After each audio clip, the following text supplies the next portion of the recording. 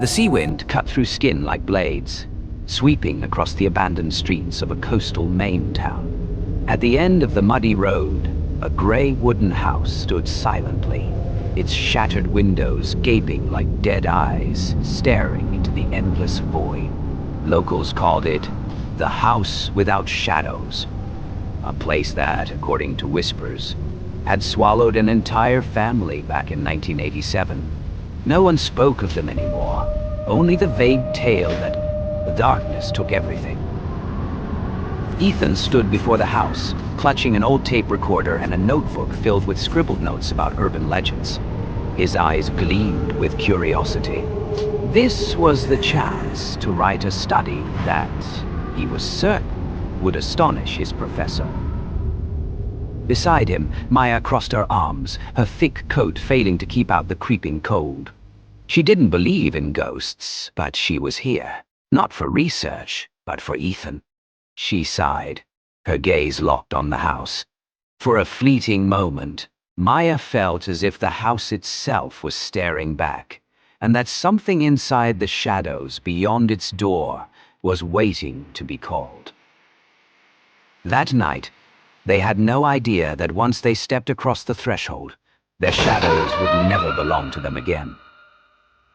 The wooden door groaned as Ethan pushed it open. A stench of mold, rotting timber, and old seaweed spilled out, making Connor, who had tagged along last minute just to vlog for fun, cough violently. "Jesus, this place is like a haunted house straight out of a movie," Connor joked, raising his phone camera to sweep across the room. Though he laughed, his voice quivered slightly. The flashlight beam swept over the living room.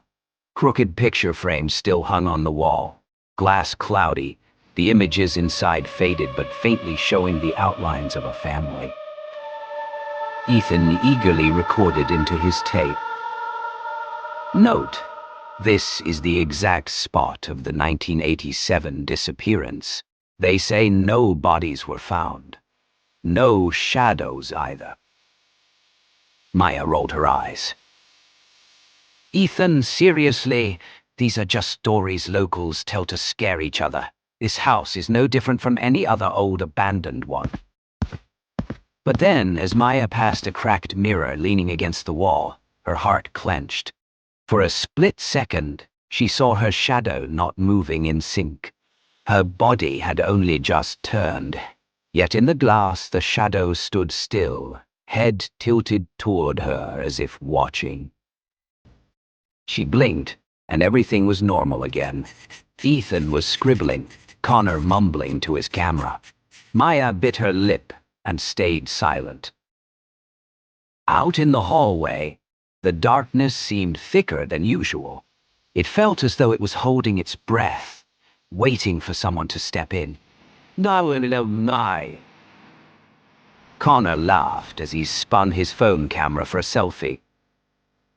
"All right, folks, tonight's adventure, the House Without Shadows.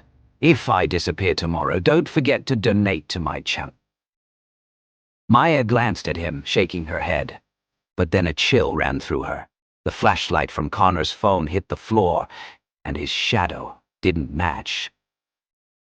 Connor's real arm was raised, holding his phone, but in the shadow, the arm hung limply by his side. And worse, the shadow was smiling, a grin stretched far too wide, while Connor's actual face stayed neutral. Maya gasped, grabbing Ethan's arm. "Do you see that?" Ethan looked up, swinging his flashlight toward Connor. Instantly, the darkness recoiled, snapping back into proper shape. Only the worn wooden floor remained, nothing amiss. Connor frowned. "See what? Maya, are you okay?" Her tongue felt heavy. How could she explain? Yet, just before the light swept away, Maya swore Connor's shadow had turned its head and stared right at her. At the end of the hallway, a patch of blackness darker than night itself trembled faintly, as if breathing. Knee. The hallway stretched endlessly, wood groaning beneath each step. Connor led the way, phone light in hand, cracking jokes. Ethan followed close, while Maya forced herself to stay calm, eyes flicking constantly to the shadows on the floor. Suddenly, Connor froze. "Hey, did you guys hear that?" His voice shook. They all went silent. From the darkness at the far end came a faint sound, like a whisper. At first barely audible, then clearer, closer. Connor. Connor's face drained white. He spun toward his friends. "Did one of you just say my name?" "No," Ethan replied, eyes wide with fascination as he scribbled furiously. "This is proof paranormal audio could be residual haunting." Maya cut him off, her tone sharp. "Not the time for research, Ethan." She glanced down, and her stomach dropped. Connor's shadow on the floor was reaching for him, arms stretching out slowly, inch by inch. Connor remained oblivious. "Move!" Maya screamed, yanking him back. At that instant, the shadow shot up, a flat human shape tearing itself from the floorboards, its black hand nearly grabbing Connor's ankle before it recoiled, melting back into the hallway darkness. Connor fell hard, face pale as death. God, what the hell was that?" Ethan whispered, voice trembling yet awestruck. "It's real." At the far end of the hallway, the darkness no longer lay still. It pulsed, like a heartbeat, and each time the flashlight beam swept past, faint glimmers of eyes flashed, then vanished. "Me, I." Connor still trembled, clinging to Ethan's shoulder as Maya swept her flashlight desperately over the floor. The weak yellow light slid across rotten wood, stopping at a corner where the blackness was so thick, no beam could pierce it. Suddenly, something yanked Connor's leg. He screamed, falling forward, phone skidding away. Ethan lunged, but Connor was already being dragged across the floorboards, as if by invisible claws beneath. His legs sank, straight into his own shadow. "Hold me! Don't let it take me!" Connor shrieked, fingers clawing at the planks until his nails split and bled. Maya grabbed him, feeling the unnatural, icy force pulling down. His face twisted, eyes rolling back, half his body already vanishing into a black abyss. Ethan panicked, darting his eyes around. "There has to be something, anything!" In desperation, Maya snatched the fallen flashlight and blasted the beam straight into Connor's shadow. A shrill screech rang out, like metal grinding on stone. The shadow convulsed violently, then slowly released. Connor spilled onto the floor, gasping, drenched in cold sweat. The darkness shrank back to the corner, retreating, but the eyes still lingered, glowing bright for a heartbeat before vanishing. The three of them froze, hearts pounding in unison. Connor, voice hoarse, whispered, That thing. It's waiting for us inside our own shadows." The sound of the sea wind outside now felt artificial, echoing from somewhere impossibly far away. Ethan helped Connor to his feet, while Maya clutched the flashlight so tightly her trembling fingers refused to let go. "We have to get out, now," Maya said firmly. They rushed toward the front door. Connor nearly collapsed with every step, but fear kept him moving. Ethan yanked the creaking wooden door open, and outside was not the street, not the sea, but a solid wall of ink-black darkness. No wind, no waves, only an eerie, suffocating silence. When the flashlight beam swept across, it was swallowed whole, illuminating nothing, not even an inch ahead. Maya staggered back. No, no way. It wasn't like this when we came in. They tried the windows. The old glass cracked easily, but beyond it was the same impenetrable blackness as the door. Connor hurled a piece of wood outside, only to watch it vanish without a sound the instant it crossed the frame. Ethan scribbled with shaking hands, muttering, Maybe this house isn't part of the real world anymore. It slipped into its domain. Its domain? Connor shouted, eyes wild. You mean the thing in the shadows? We're not getting out. No one answered. But then, from the far end of the hallway, dozens of shadows appeared on the wall. Not their own shadows. These were thin, distorted, unnaturally tall, packed together like an invisible crowd. Every single one faced the trio, silent, waiting. Connor pressed himself against the wall, trembling. Are those the people who went missing?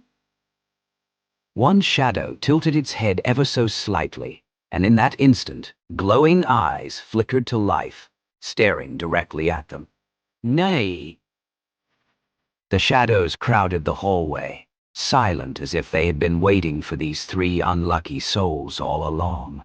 Ethan lifted his tape recorder with trembling hands and whispered, They're the ones it took.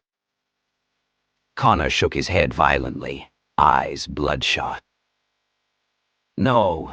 No, I don't want to be one of them. Maya held him back, but her eyes stayed fixed on the figures creeping closer. Their forms writhed unnaturally, jerking as if pulled by invisible strings.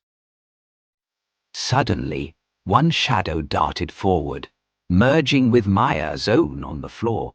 For a heartbeat, her shadow turned its head toward Ethan and Connor, grinning wide, while Maya froze, feeling an icy hand squeeze her heart from within. Shine it on me, Maya screamed. Ethan swung the flashlight. The beam struck her shadow, making it convulse violently before peeling away and dissolving into nothing. Maya collapsed, gasping, eyes brimming with tears.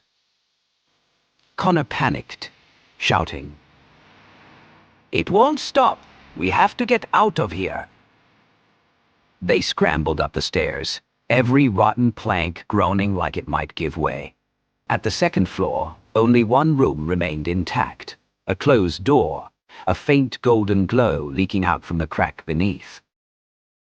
Desperate, they shoved it open. Inside was a small bedroom, thick with dust, but in the center burned a dim oil lamp. Strangely, its weak light held back every trace of darkness. The shadows in the hallway dared not enter. Ethan nearly wept with relief. Real light. This is how we fight it. Connor rushed to grab the lamp, but the flame sputtered violently, resisting him. A cold wind surged through, making the flame flicker. Outside, the crowd of shadows pressed closer, their elongated arms reaching, clawing at the doorway. Maya rasped, voice hoarse. If the flame goes out, so do we. In the chaos, Connor slipped. The lamp toppled, the flame snuffed out.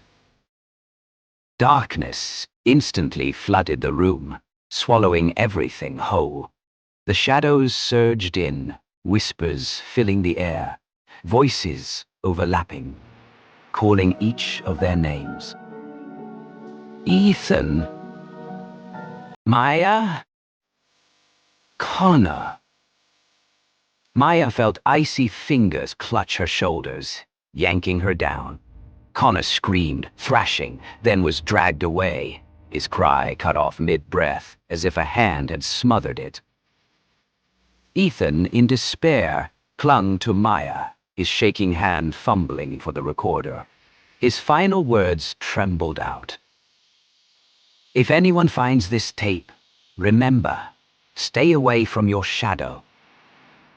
Their screams rose one last time, then silence. E and A.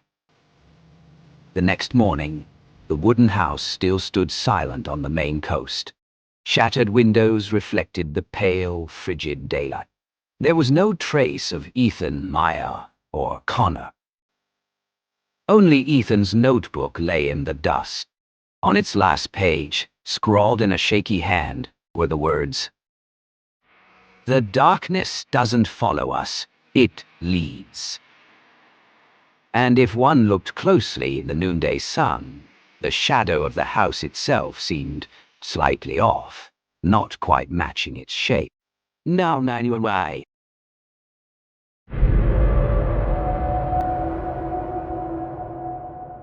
Mark, Emily, and Jake had known each other since high school and remained close friends even as each followed different paths in life. Mark was the funny one, always quick with a joke to ease the tension. Emily was his opposite, quiet, easily frightened, with a sharp intuition for the unusual. Jake was strong and adventurous, the one who constantly dragged the group into risky trips. One summer weekend, Jake suggested they spend the night at a secluded beach he had found on a map, hoping for a night under the stars that would be different from anything they'd experienced before. They had no idea that this trip would mark the beginning of a nightmare without end. Jake's old pickup truck rumbled to a stop on the winding, sandy road. Before them stretched a long, desolate beach, silent and empty, with only the rhythmic crash of waves echoing like the heavy breath of the ocean. The setting sun bled crimson as it sank below the horizon, staining the water with a wash of blood-red light. "This is amazing," Mark shouted, hauling a heavy backpack over his shoulder, his eyes shining with excitement. Emily shivered slightly. "It feels too empty. There's no one here but us." Jake grinned, clapping her on the shoulder. "That's the point. One night in a place no one knows, just us, the waves, and a campfire. Trust me, it's going to be unforgettable." They quickly pitched a tent, lit a fire, and gathered around. The smell of grilled food and their laughter drowned out the steady sound of the waves. As night fell, the star-studded sky unfolded above them like a dream. It all seemed perfect until it wasn't. Emily suddenly froze and whipped her head around. She swore she had just heard someone whisper directly behind her, yet when she looked, there was nothing but the cold, salty wind. Mark frowned when he noticed a trail of wet footprints glistening in the sand, stretching from the shoreline toward the fire, though no one had passed by. Meanwhile, Jake, wandering curiously near the cliffs, stumbled upon a decaying wooden shack. Inside, scratched deep into the rotting walls, were words scrawled over one another. "Don't let them call your name." Emily returned to the fire, her face pale as she tried to hide her fear. But then the flame suddenly shrank, flickered once, and died, plunging the beach into suffocating darkness. The silence that followed was unnatural, broken only by the whisper-like crash of distant waves. "Jake, did you do something to the fire?" Mark asked, his voice trembling. Before Jake could answer, Emily screamed. She felt an icy, dripping hand clamp down on her shoulder. But when she spun around, there was nothing, only the black void. The three huddled close together. From the waves came a distorted laugh, shredded and broken, like the sound of wind being torn apart. In the darkness, pale shapes shifted, sometimes near the shore, sometimes vanishing beneath the water. With each crashing wave, they drew closer. Mark's face drained of color as he grabbed a dry branch and tried to light it with shaking hands. The tiny flame that sparked to life was instantly snuffed out, as if crushed by invisible fingers. From far off, a voice rose, long and mournful. Eerie. Emily collapsed to her knees, clutching her ears, stammering, "It's not me. Don't call my name." Jake dragged them both, sprinting toward the shack. But as they neared, the shack's door creaked open by itself, yawning wide to reveal pitch darkness inside. And in that instant, they saw it, a figure standing within. Soaked, hair hanging in tangled ropes over its face, with wide, milky eyes locked onto them. Jake clenched his teeth and hauled Emily to her feet, shouting, "Run! Don't look at it!" Mark rushed forward, but he was too late. The pale figure glided out of the shack, its unnaturally long arm whipping forward to coil around his neck. Mark screamed, kicking and clawing in desperation. The figure dragged him through the sand, gouging deep trails, then yanked him into the churning black surf. His cries were swallowed whole by the sea, leaving only a froth of red bubbles drifting on the tide. "Mar!" Emily sobbed, but Jake pulled her, forcing her to run with all her strength toward the shack, hoping at least its walls could shield them. They slammed the door shut and stumbled inside. The entire shack trembled, as though something circled it from outside. Emily collapsed, trembling violently. Jake gripped her shoulders, trying to steady her. But then, a whisper rose directly behind him in the darkness. "Jake!" Before he could turn, a dripping figure materialized at his back. Bony fingers seized him and wrenched him backward. Jake screamed, clawing at the doorframe, but the pull was too strong. The sound of snapping bones cracked through the room.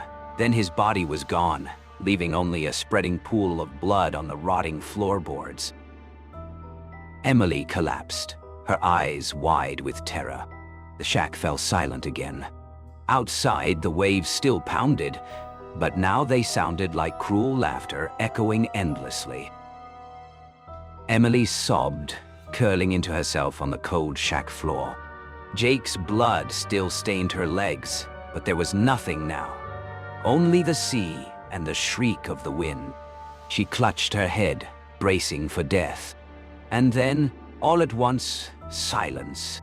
A heavy, unnatural silence, as though the ocean itself had swallowed everything. When she finally opened her eyes, the sky had paled to a lifeless gray. Dawn's weak light filtered through the cracks of the shack. Stumbling out onto the sand, Emily's feet pressed into trails of blood that faded into the waves. Mark was gone. Jake was gone. Only she remained, a fragile survivor. They found her later that afternoon, sitting motionless on the beach, her eyes empty, her lips mumbling over and over. "They're still calling my name. They're still calling my name." From that day on, Emily lived, but her life was no longer her own. Every night she dreamed of her friends being dragged into the black waters, of twisted laughter behind her, of wet footprints appearing outside her window. People said they often heard her screaming in her sleep, begging someone not to call her name. And sometimes, when Emily looked in the mirror, she swore she could see them behind her. Soaked, pale figures with milky eyes, whispering from the shadows. Why?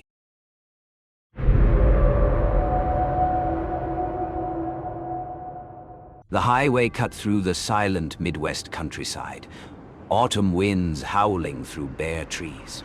3 close friends, Ethan, Lily, and Mark, drove their rusty pickup truck toward a nearly forgotten small town.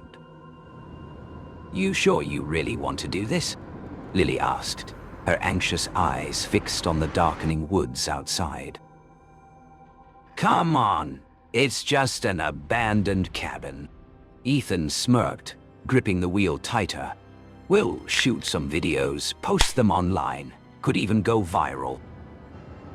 From the back seat, Mark cracked open a beer and scoffed. "Yeah, viral. Unless tomorrow's headline reads, 3 teens missing in the woods." They all laughed, but the laughter was short-lived, swallowed by the cold, heavy silence of the evening. B. The sun sank behind the tree line, the sky turning a bruised purple. The cabin appeared out of the shadows, crouched in the forest like a predator waiting to strike. Its wooden walls were rotting, the roof sagged inward, windows shattered like hollow eye sockets in a skull. Ethan pushed open the front door. It groaned out a long, high-pitched creak, echoing like a dying voice. "Jesus Christ," Mark muttered, gripping his beer tighter, eyes darting nervously at the darkness inside. Lily lifted her phone, recording. Dust swirled through the air. Broken planks and rusted nails littered the floor. Her camera panned across a cracked window, and for a split second, a gray figure flashed past outside. Lily gasped, heart pounding, and replayed the footage. On screen, the shadow was clear. But when she looked with her own eyes, the window was empty. Nothing but the sound of wind moaning through the trees. "You saw that, right? Someone's out there," Lily whispered.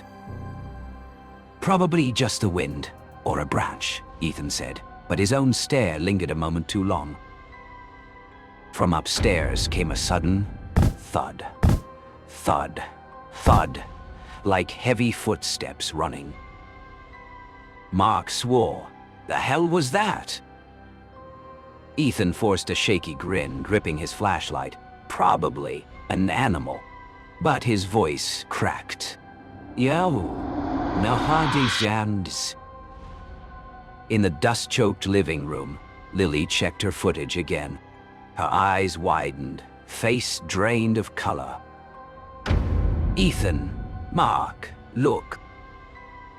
On the phone screen, the cracked wall behind them was covered in bloody handprints, smeared and dripping fresh red. But when they turned, the real wall was nothing more than peeling wood and mildew. The air grew heavy, cold, as if someone unseen was breathing down their necks.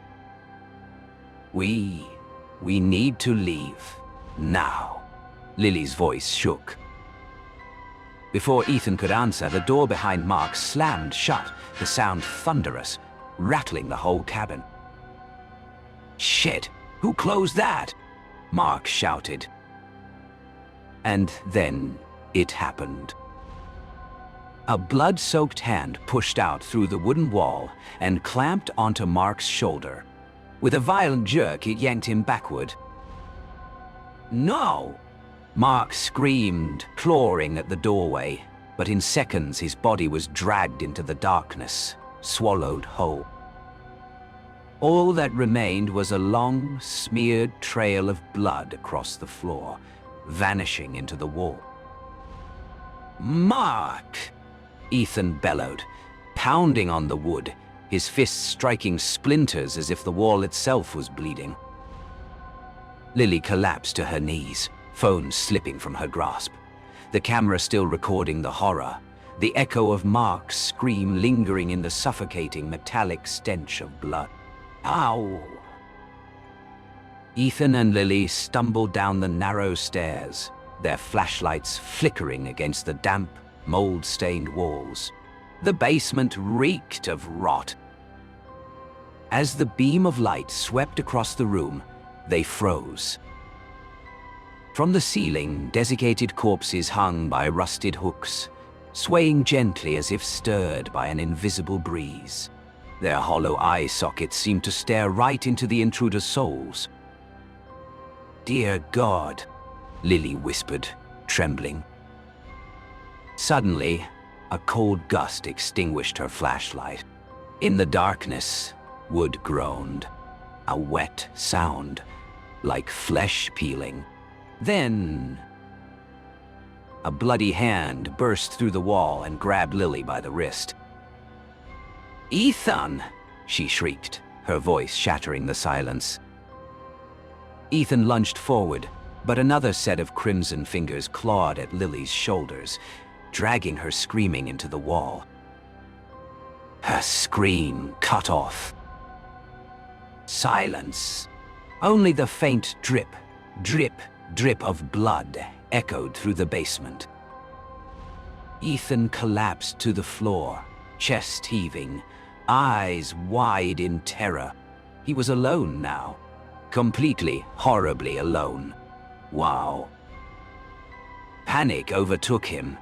Ethan stumbled up the stairs, tripping over broken planks, slamming his shoulder into the front door until it cracked open. He burst into the night, running blindly through the forest. Branches tore at his clothes and skin, but he didn't stop until he reached the highway. There, under the pale moonlight, he dropped to his knees in the middle of the asphalt, hands smeared with blood. He began to laugh, a broken, hysterical laugh that echoed across the empty road, twisted with sobs. That was how the truck driver found him, sitting in the middle of the highway, laughing and crying at once, his hands painted red. "Ma, will you may?" When the police arrived, they tried to question him. But Ethan only babbled nonsense, repeating the same phrases over and over. "They're still there. Don't open the basement door. The blood is calling me." In the forest, officers discovered Lily's shattered phone. The final recording showed everything. Mark's sudden abduction, the bloody hands, Lily's scream, and the last image, Ethan's manic laughter as the camera clattered to the floor. News spread quickly through the small town. Old rumors resurfaced. Locals whispered, "That cabin's cursed. A whole family was slaughtered there decades ago. Kids have gone missing before, and their bodies were never found." Some swore the cabin was a gateway to hell itself. "Mig, auntie. Vi bandi Selins shoe, wa, yours, bon, vi." Ethan was institutionalized in a psychiatric ward. At night, attendants reported that he smeared his own blood across the walls, drawing red handprints over and over again. Meanwhile, detectives revisited the cabin. In the basement, on the rotting walls, they discovered something chilling. 3 fresh, wet handprints had appeared, dripping blood. None of the missing bodies were ever recovered. The story closes with the cabin standing silent in the woods. The camera pans toward its cracked window. And there, in the shadows, a bloody hand slowly waves to the viewer. "No, Naya."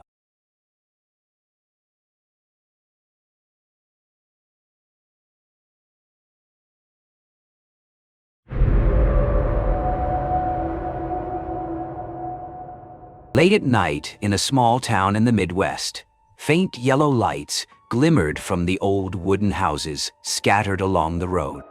The silence was so deep that even the wind whispering through the cornfields could be heard clearly. Anna sat in the passenger seat of an old pickup truck, her face faintly illuminated by the glow of the dashboard. At 25, she worked as a librarian, her eyes always glinting with curiosity. Anna was fascinated by strange stories. UFOs, supernatural phenomena, legends most people dismissed as nonsense. To her, every tale held a hidden fragment of truth. Sometimes her sensitivity earned her the nickname Dreamer, but she didn't mind. Behind the wheel was David, her boyfriend. He was 3 years older, a mechanic at the town's garage. His tanned, rugged face reflected his practical, straightforward nature. If Anna was a dreamer, David was the anchor that kept her tethered to ordinary life. He didn't believe in UFOs or ghosts and often laughed when Anna recounted articles or conspiracy theories she'd read. To David, everything could be explained by logic, mechanics, or science. And yet, it was this contrast that bound them together. Anna felt safe with David, while David found it amusing to listen to her ramble about things he considered unreal. That night, they were simply driving home across the fields after a small gathering with friends. But neither of them knew that the familiar road was about to turn into a nightmare. The pickup rattled along the dirt road, flanked on both sides by cornfields taller than a man, swaying in the breeze. The night sky was pitch black, a few stars flickering faintly above, but the road ahead was swallowed by darkness.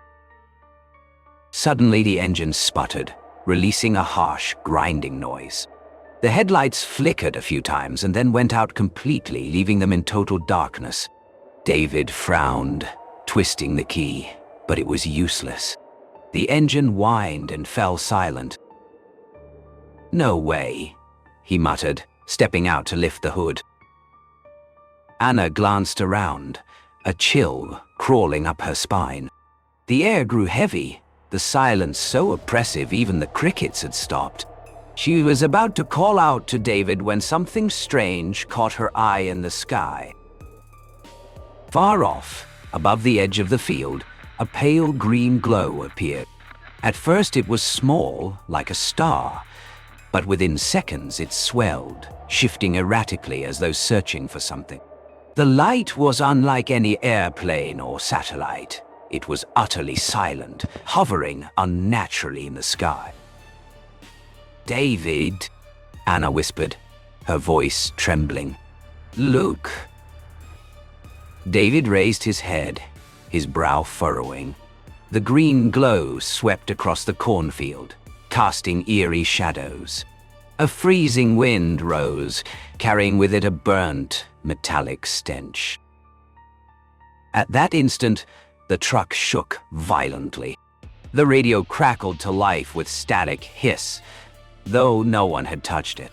The corn ahead bent and swirled, forming a massive circle on the ground. Anna gripped the door handle, her heart pounding. In the pale green haze, she caught sight of a tall, gaunt figure standing motionless in the field, head tilted upward, staring straight at them. David slammed the hood shut and strode quickly back to the truck. Shaking his head, his voice rose, sharp with unease. "Probably just the alternator messing up. Stop imagining things." But Anna couldn't tear her eyes from the sweeping glow. She shivered and whispered, "No, there's someone out there." They scrambled back inside the truck.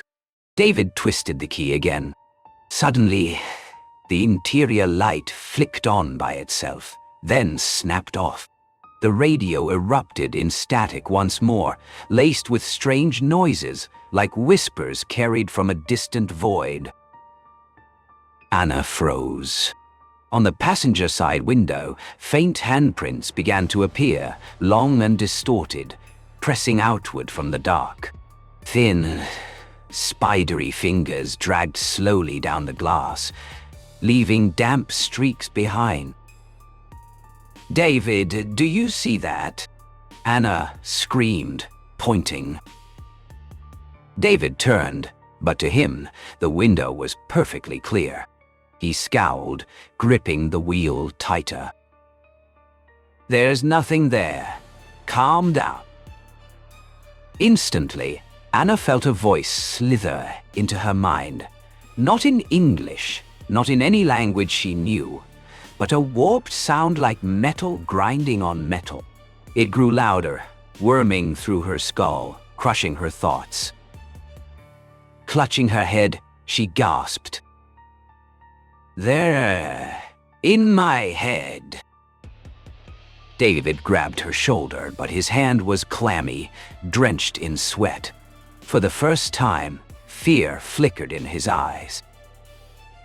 And then, from the darkness of the field, the tall, gaunt figure began to move toward the truck. Its gait was jerky, deliberate, each step making the cornstalks collapse as if under tremendous weight. Just then, a raspy voice rang out from behind the truck. "Don't look straight at them."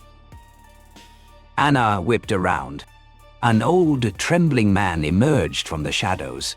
It was Mr. Miller, the eccentric neighbor the town always mocked. The flickering green glow swept across the field, illuminating Miller's haggard, pale face. His clouded eyes bulged wide with a tension that seemed decades in the making. "They've returned," his voice quavered but held grim certainty. "I told everyone for years, but no one believed me. They don't just come from the sky.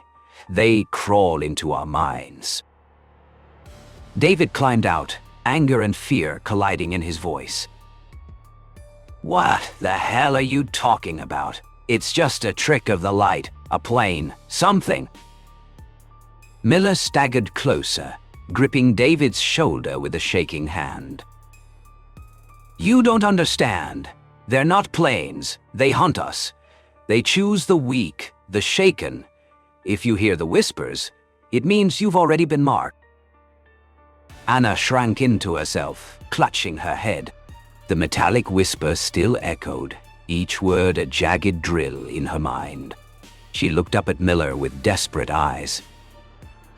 "How do we stop them?" Miller sucked in a trembling breath, despair burning in his gaze. "You can't. You can only run, but never, never look into their light. If you do, you'll never be yourself again." At that moment, the ground quivered. Overhead, the green glow swelled violently, rumbling like distant thunder. A colossal beam of light lanced down from the UFO, engulfing the truck. The headlights flickered, windows rattled, and on the glass, countless elongated handprints spread thick, as if swarms of beings pressed against the cab from outside. Miller screamed hoarsely. "Down! Don't look at it!" The green beam tore through the night, locking onto them. The air grew heavy, suffocating. Anna's ears rang, her body stiffened, every hair on her skin standing on end. David collapsed to his knees, clutching Anna, pressing her against his chest. But no matter how tightly he held her, Anna's body began to rise. Her feet lifted off the dusty ground, dangling helplessly, her eyes wide with terror. "No, I won't let them take you," David roared, yanking at her arm. Anna trembled, but her voice was no longer her own. A warped, metallic sound spilled from her lips. "Chosen mark." Miller dropped to his knees as well, clutching his head, wailing. "Don't fight it. The more you resist, the stronger they pull. It's too late. The field howled. Corn bent into spiraling patterns, the earth quaking as if a storm rose from beneath. David gritted his teeth, pulling Anna with every ounce of strength, blood dripping from his hands where his nails dug into her wrist. No, I won't lose her. In a blinding flash, Anna's body jerked violently as if torn from him. And then the light vanished. The UFO was gone, leaving only the oppressive silence of the night sky. Anna collapsed to the ground, motionless. The whispers stopped. The light was gone. Only David's ragged breath and the wind rushing through the corn remained. Shaking, David cradled her, whispering, "Anna, wake up, please." Her eyes fluttered open, but they were different. Her pupils had shrunk to tiny dots, lost in a chilling, pale void. She smiled faintly and whispered in that same metallic voice, "They're still here." David froze, staring into her alien gaze. The girl before him no longer felt like Anna at all. Her breathing was steady, but cold, lifeless. Miller stumbled back, muttering like a madman. "It's too late. They left their mark in her. She'll never be human again." David shouted in defiance. "Shut up. She's still Anna. She's just in shock." He clung to her, desperate. But Anna only gave a thin, eerie smile. From the corner of her eye, a faint green glow seeped, trailing down her cheek. She whispered, her voice echoing from somewhere beyond this world. "They see everything. They hear everything. And next time, it won't just be me." Far on the horizon, the night sky flickered once more. A pale green glow pulsed, then vanished. David held her tighter, his heart sinking into dread.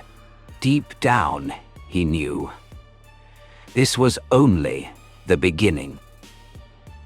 Now, a boy.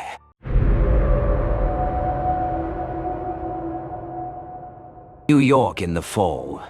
Long streets covered in golden leaves. Amid the noise and bustle of the city, Ethan Miller, a sophomore majoring in communications at New York University, stepped out of the subway station with an old suitcase and eyes full of excitement.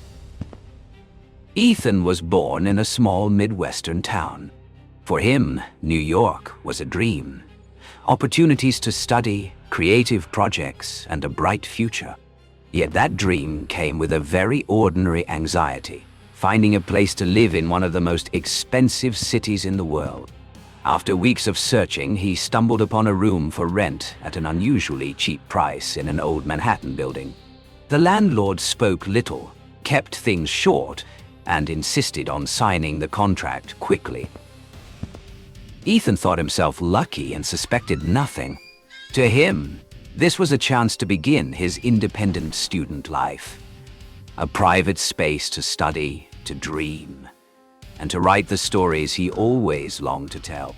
But he had no idea the room carried unsolved mysteries. The doors of the past never truly close, and when Ethan stepped inside, he unknowingly awakened something that still lingered in the dark. The story begins here. On his very first night in the new room, Ethan drifted into sleep after a long, exhausting day. The small room was silent, broken only by the faint hum of traffic outside. In his dream, Ethan found himself standing in an endless hallway. The gray, stained walls pressed inward, the low ceiling heavy above him. At the far end, a door creaked open, as if someone had just passed through. Heart racing, hands cold, Ethan walked toward it. When his fingers touched the knob, A gust of icy wind burst out, carrying a faint whisper. "Don't stay here!" He turned around. The hallway was empty, yet footsteps echoed from behind. He tried to run, but each step was heavy, as though invisible hands were pinning his shoulders down. Just as the door slammed shut behind him, Ethan jolted awake.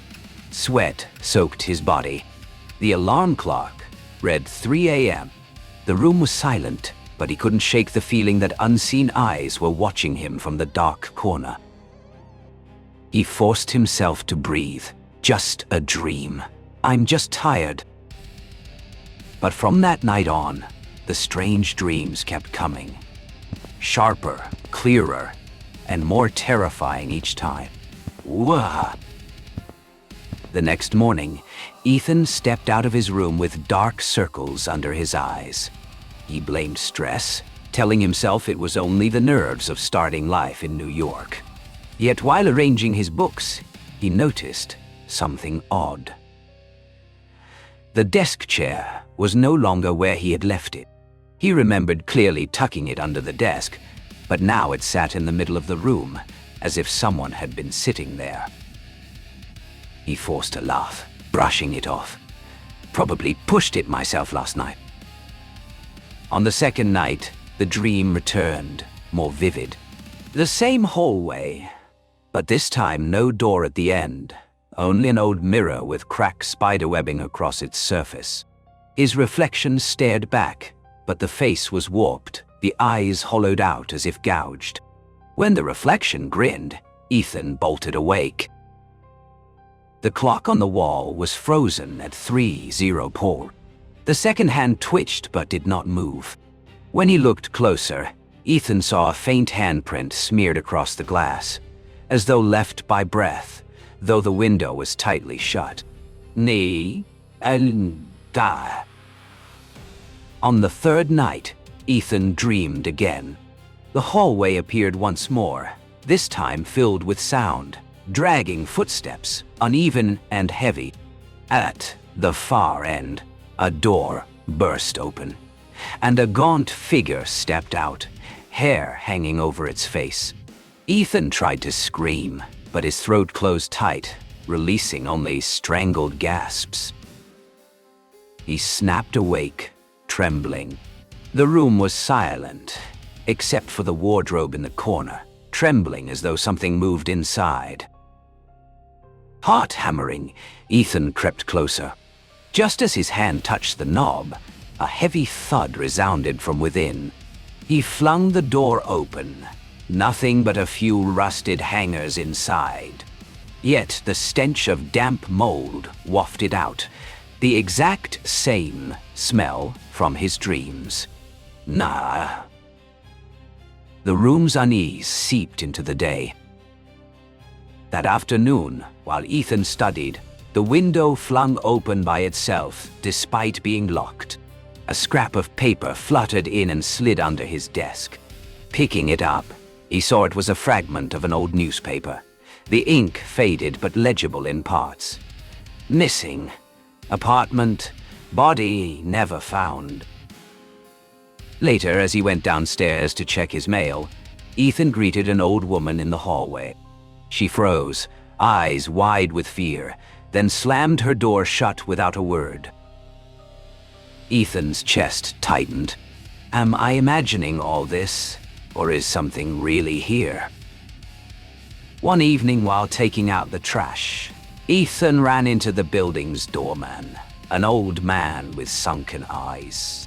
The man studied him for a long moment before shaking his head. You're the one who took 4B, aren't you? He rasped. Ethan nodded, surprised. Yes, why? The old man glanced around nervously, then lowered his voice. You should be careful. Nobody lasts long in that room. The last tenant vanished one night, never seen again. Before him, a girl. They found her dead in the bathroom. The police said it was an accident, but everyone here knows it wasn't. A chill spread through Ethan. You mean The room is haunted. The old man didn't answer. He just sighed, pressing a crumpled slip of paper into Ethan's hand. I'll say no more. But if you stay, you should at least know what happened. Back in his room, Ethan unfolded it. It was a yellowed newspaper clipping from over a decade ago. The headline screamed in bold letters: "College student vanishes mysteriously in apartment 4B. Police still searching." That night, after reading the clipping, Ethan struggled to sleep. When he finally drifted off, the nightmare returned. The hallway was no longer empty. Bloody handprints smeared the walls. The dragging footsteps drew closer, and the gaunt figure emerged again. This time, it raised its head. Hollow eyes staring straight at him. A whisper rang out, clearer than ever. "Don't leave me here alone." Ethan screamed, tried to run, but his feet stuck fast to the floor. The figure's bloody hand reached out, pressing against his chest, cold, piercing through flesh. Ethan jolted awake, gasping. But this time, it wasn't just a dream. His shirt was wet, a crimson stain spreading across it. When he switched on the light, the blood was gone, leaving only clammy skin. Ah. The next day, Ethan couldn't focus in class. Every time he closed his eyes, the hollow face returned. Back at the apartment, he found the old clipping gone from his desk, though he was certain he'd left it there. On the wardrobe door, a fresh gouge had appeared, long, jagged, as if carved by fingernails. And on the bathroom mirror, condensation spelled out faint words: "Find me." Ethan now knew he wasn't imagining things. The room held a secret, and the ghost in his dreams wanted him to uncover it. After nights of torment, Ethan decided to search the room. He dragged the wardrobe away from the wall and found a hidden gap behind it.